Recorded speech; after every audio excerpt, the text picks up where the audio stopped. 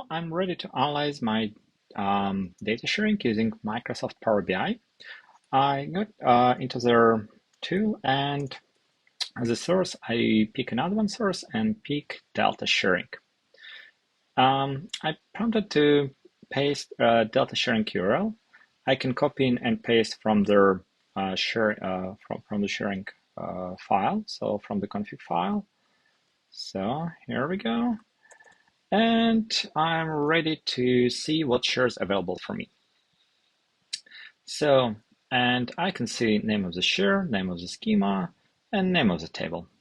I would like to analyze this table. So basically, hopefully it will help me to understand why people are churning. So why customers are leaving.